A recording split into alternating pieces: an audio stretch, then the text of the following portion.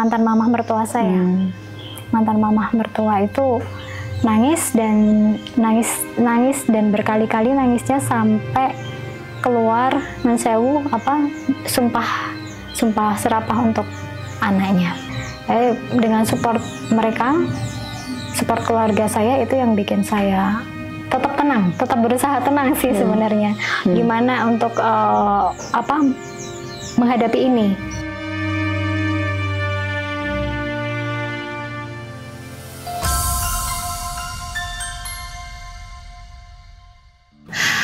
Mbak balik lagi ya. Tadi agak gregetan nih, soalnya Mbak kan cerita ya untuk melangsungkan pernikahan yang cukup ya besar ya, bisa dibilang ya. Kan biayanya kan dari perempuan nih paling banyak ya. Ada nggak perasaan atau keinginan waktu itu, oke lah saya udah nggak peduli lo mau ninggalin gue, mau meninggalkan saya dalam keadaan seperti ini tanpa alasan, tapi balikin dong duitnya baru seminggu gitu ya, nggak ada seminggu tiba-tiba udah ditalak gitu. Pernah nggak Mbak seperti itu? Karena dia harus tanggung jawab dong. Enggak pernah. Enggak. Saya udah capek banget sih waktu itu ya, karena setelah acara pun banyak yang harus diselesaikan gitu. Tapi orang yang saya harap membantu saya nggak ada gitu kan. Jadi saya harus menyelesaikan sendiri bersama keluarga saya gitu. Tapi ada support dari mantan mamah mertua saya itu ya, dia ada sempat bantu, tapi maksudnya ya tidak banyak gitu, tapi maksudnya support itu ada gitu. Saya membayangkan ya mengambil sebuah intisari ya dari pernikahan yang hanya berlangsung sekian jam ini ya, kemudian ditinggalkan, kemudian jatuh talak 3 bulan kemudian, tetapi dengan di bulan Ramadan, di bulan Ramadan dan dengan proses yang luar biasa tadi, artinya jangankan nafkah batin, nafkah lahir aja dia nggak peduli gitu ya. Kalau boleh tahu Mbak, waktu itu kira-kira menurut Mbak Tengarai, apakah yang membuat dia meninggalkan Mbak? Wanita. Itu saya bisa menjawab pertanyaan saya itu yang ibaratkan itu pertanyaan berbulan-bulan nggak pernah terjawab gitu. Selesai ketok palunya gitu, itu jadi seperti bermunculan sendiri gitu loh. Kayak bukti-buktinya tuh ada masuk. Nah dari situlah saya menyimpulkan, saya berusaha menyimpulkan sendiri what the reason sih, apa sih alasannya gitu. Saya simpulkan sendiri kalau jadi sebelum bertemu dengan saya melangsungkan pernikahan itu kemungkinan besar menurut saya ya dia sudah bertemu dengan wanita lain yang mungkin lebih serak menurut dirinya gitu, yang membuat dia lebih ini wanita yang saya cari deh, bukan Indri gitu.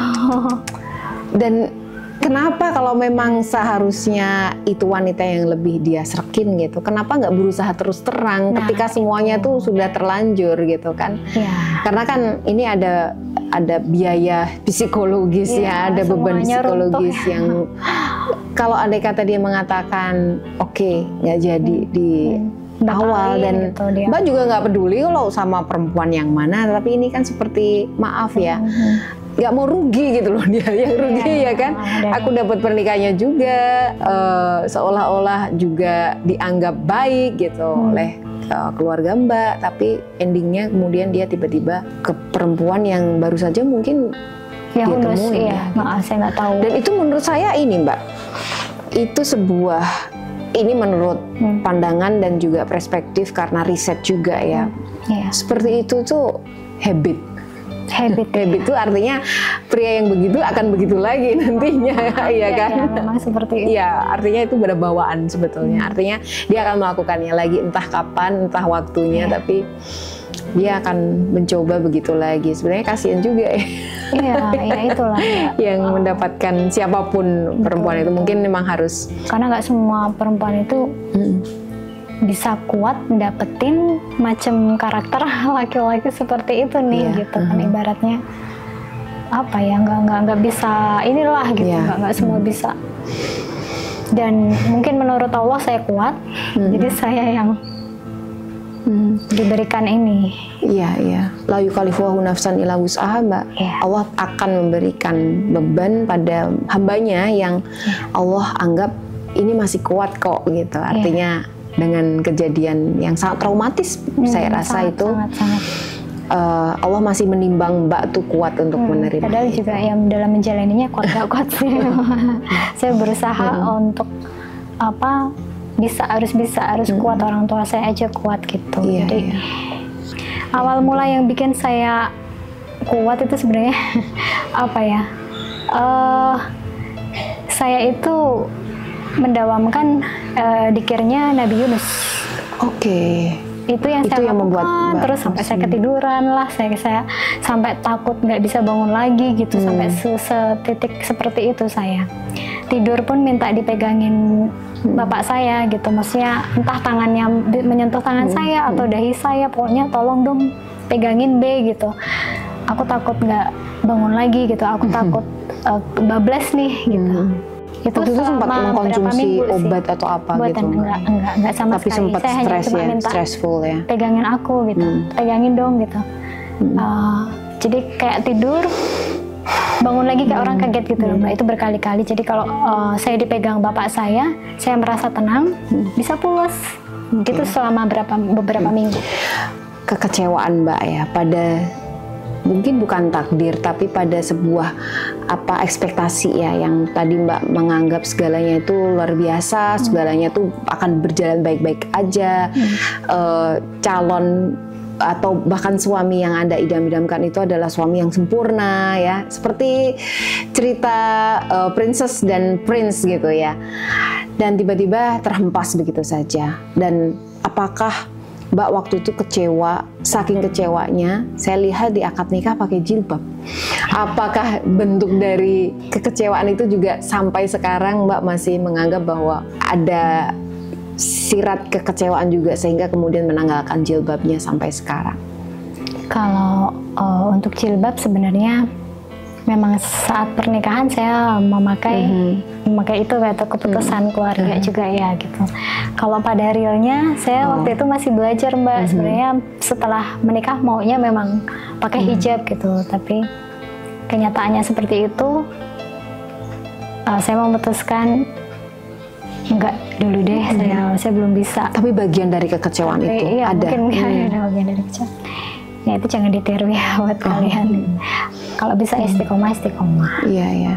Tapi insya Allah akan bercita-cita suatu saat yang pasti. Akan kembali lagi seperti dahulu, dan saya doakan Mbak berhijrah lagi gitu ya seperti dahulu. Dan adakah keinginan untuk mencoba jatuh cinta lagi dan membangun bahtera hidup bersama pria entah di mana gitu? Mungkin ada yang akan kenalan setelah podcast kita nanti ditayangkan gitu, atau itu sudah tertutup?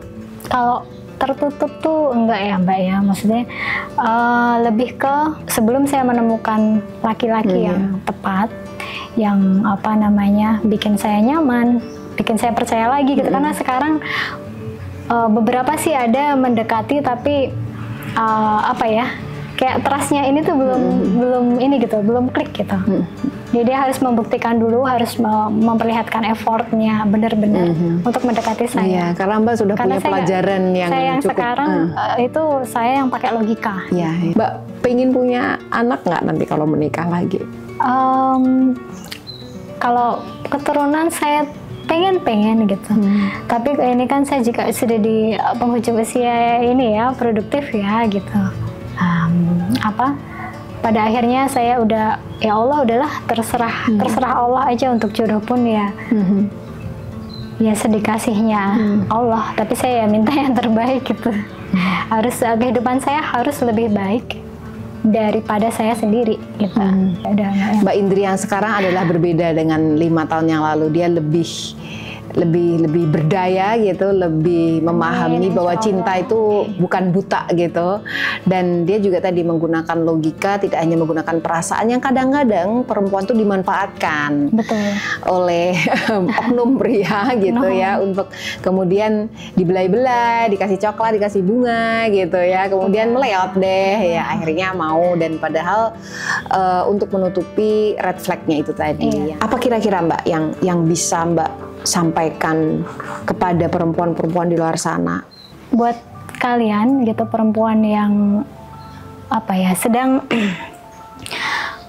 mau menjalani kehidupan baru gitu, entah menikah, entah sedang proses menuju ke pernikahan, ataupun sudah menikah tapi menemukan permasalahan atau apa gitu. Pakailah logika kalian gitu. Jangan semua perasaan yang kalian ikuti, tapi ikutin harus dipakai juga secara logis gitu. Dan jika kalian tuh menemukan sisi red flag kayak gitu, atau ngerasa ngeganjel dalam hati, ini kayaknya nggak bisa nih saya sama dia nih gitu, karena mungkin kehidupan sebelum bersama dia atau calon kalian itu kehidupan kalian sudah baik-baik aja, kalian mikir lagi deh gitu, dengan sejalannya waktu, bener enggak ini kalau bersama dia kehidupan kalian akan lebih baik gitu. Gitu akan jika tidak, pikirkan lagi. Pikirkan lagi deh. Pikirkan lagi itu artinya mungkin kalau harus meninggalkan adalah pilihan yang terbaik. Jangan coba-coba, terlanjur. Jangan ambil resiko. Ucapan terakhir mungkin pada orang tua Mbak yang selama ini selalu kasih support ke Mbak. Di sana mungkin nanti papa dan mama atau ibu dan bapak akan melihat Mbak yang sekarang gitu, biar nggak nangis lagi waktu wudhu.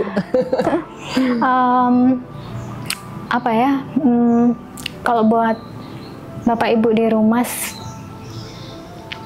terima kasih ya, lebih ucapan kayak matur nuwun, udah kuat banget gitu, udah tatak gitu. Jadi kekuatannya kalian itu yang bikin saya masih bertahan gitu. Dan untuk saya boleh pesan sedikit mungkin ya, untuk mantan mamah mertua saya yang mungkin saya nggak tahu akan bisa bertemu lagi atau enggak, karena kita sudah lost kontak lama sekali gitu. Matur nuwun juga buat mama